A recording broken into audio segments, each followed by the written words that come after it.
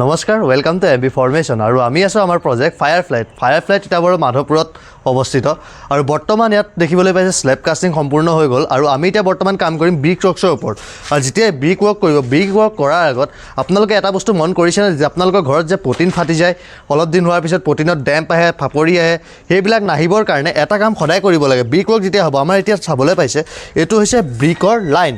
এই যেতিয়া ব্ৰিকৰ লাইনটো বনাব ব্ৰিকৰ লাইনত বনোৱাৰ আগত আপোনালোকে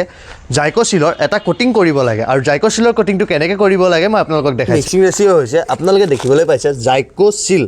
জাইক'চিলৰ যদি আমি 1 লিটাৰ দিওঁ তেতিয়াহ'লে আমাৰ জাইক' প্ৰাইমৰ 2 লিটাৰ দিব লাগে মানে 1:2কে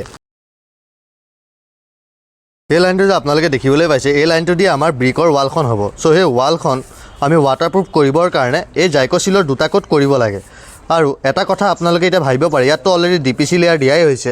চ' DPC লেয়াৰ দিলেও ইমান এটা ইফেক্টিভ নহয় সদায় প্ৰটেকশ্যনটো ডবল হ'ব লাগে যেনেকৈ মানুহৰ ওচৰত এটা বেকআপ প্লেন থাকিব লাগে তেনেকৈ ৱাটাৰপ্ৰুফিঙত এটা বেকআপ প্লেন হিচাপে আমি জাইক'চিলক ইউজ কৰিছোঁ যাতে DPCয়ে যিখিনি পানী ৰখাব নোৱাৰে সেইটো পানী যাতে আমাৰ এই কোটিংটোৱে ৰখাই দিয়ে আৰু আপোনালোকৰ ৱালখন মজবুতো হয় লগতে যাতে ৱাটাৰপ্ৰুফিংটো প্ৰপাৰলি হৈ যায় আৰু পটিনত পিছত যাতে ফাপৰি নাহে